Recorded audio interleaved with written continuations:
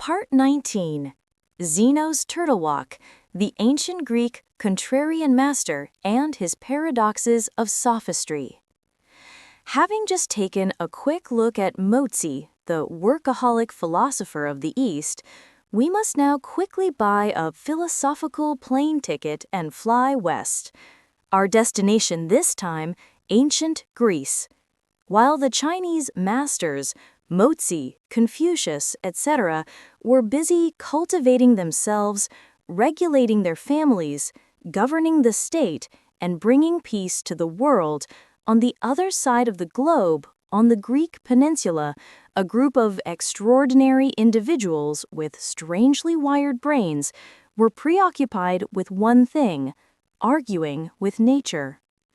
Our new coordinates are the southern Italian coast around 400 BC, then a Greek colony called Alia. It was here that a contrarian master of the world of thought was born, Zeno. This master spent his days immersed in formulating speculative propositions that were logically impeccable but absolutely impossible in reality, and took great delight in it. We know very little about Zeno's life, but he had an eccentric teacher named Parmenides. This teacher had a profound mind, but was also quite obstinate. Parmenides did not acknowledge any change in the world. He insisted that everything is still and unchanging. His argument was intriguing. Anything we can think of, like a willow tree, must have originally existed. If a willow tree didn't originally exist, we wouldn't have thought of it. Therefore, since the willow tree exists, it existed in the past and will exist in the future, and thus never changes. His famous saying was, "What is thought and what exists are one and the same thing." In short, you think it, therefore it is eternal. This philosophical approach to contemplating the essence of the world later acquired a divine translation in Chinese, Xin Shang Shui, metaphysics. It is said that a 19th century Japanese translator, relying on his understanding of the Chinese I Ching, Book of Changes, borrowed the phrases, "What is above form is called the way, what is below form is called the instrument," to successfully name this obscure school of philosophy. We must applaud this divine hand of the translation world. Parmenides didn't even acknowledge opposites. He believed cold was simply not hot, meaning they were essentially the same thing, and motion was the same as rest. The arrow paradox: how Zeno proved a flying arrow was a homebody. To promote his teacher's doctrine that motion is rest, Zeno began constructing a series of logic bombs. His central idea was, people don't bother. The result is determined by the initial state, and nothing ever changes. Zeno first took aim at a fast-flying arrow. He set out to prove this lethal flying arrow is actually not moving at all. It's a homebody.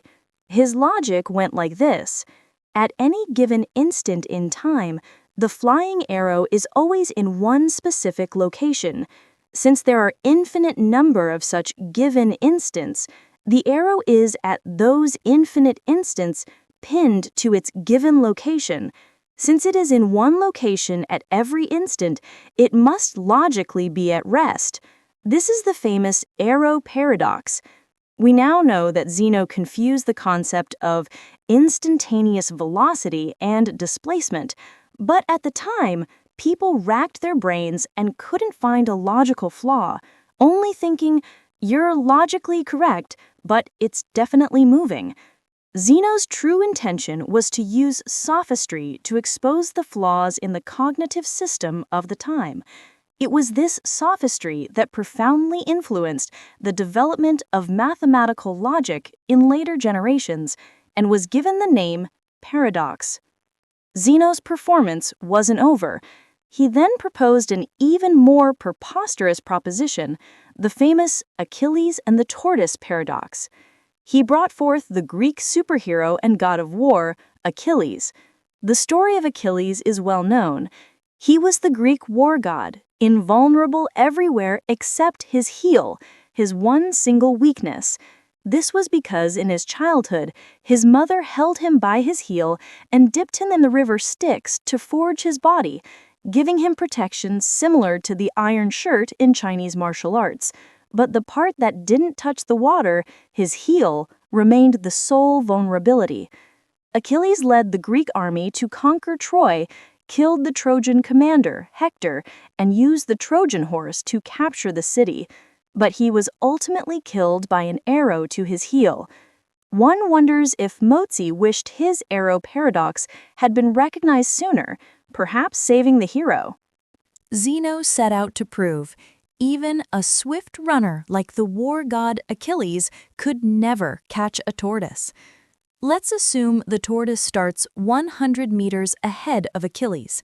Zeno argued, when Achilles runs the first 100 meters to the starting point, the tortoise has already crawled a small distance forward, say 10 meters. When Achilles covers that 10-meter distance, the tortoise crawls another small distance, say 1 meter.